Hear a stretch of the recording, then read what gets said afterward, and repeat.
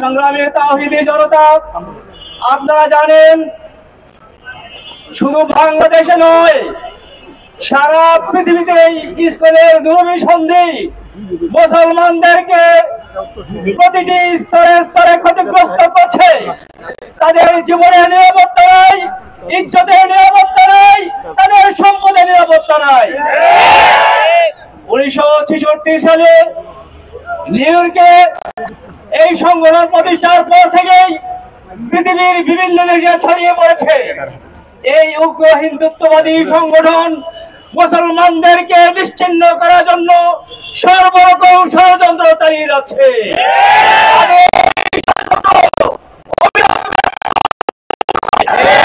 সরকারের কাছে দাবি অবিলম্বে তাদেরকে নিষিদ্ধ ঘোষণা করা হোক,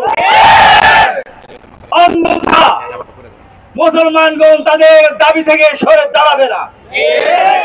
আহলে হাদিস আন্দোলন বাংলাদেশ এদেশের মুসলমানদের পক্ষে, মুসলমানদের বিরুদ্ধে ষড়যন্ত্রকারীদের রুখে দাঁড়াবার জন্য আজকে মাঠে দাঁড়িয়েছে। আমরা মনে করছি মানুষের নিরাপত্তার জন্য যে সরকার, সেই সরকার যত দায়িত্ব পালন করছে না,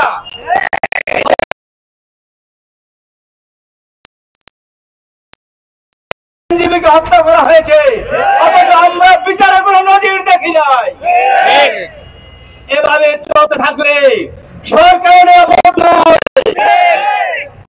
ইদানিং আমরা দেখছি তাদের চেতনা আরো বেশি চাঞ্চল্যকর আকারে দেখা যাচ্ছে। কারণ আগামী ফেব্রুয়ারিতে দেশে নির্বাচন হবে।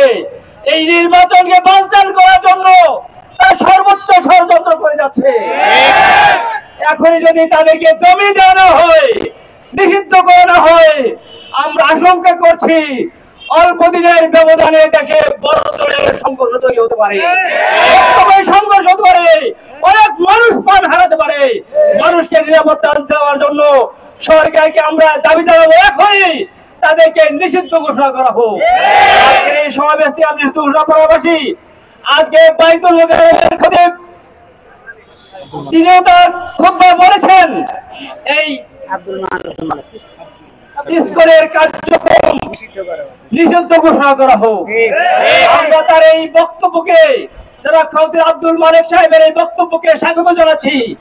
আমরা মনে করছি এদেশের মানুষের, কোটি কোটি মানুষের প্রাণের ইমাম, তিনি জাতীয় মসজিদে ঘোষণা দিয়েছেন, সেই ঘোষণা দেশের সকল মানুষের ঘোষণা। অনতিবিলম্বে এই সংগঠনকে নিষিদ্ধ ঘোষণা করার দাবি জানিয়ে আমি আমার সংক্ষিপ্ত বক্তব্য শেষ করছি। আসসালামু আলাইকুম ওয়া রাহমাতুল্লাহ।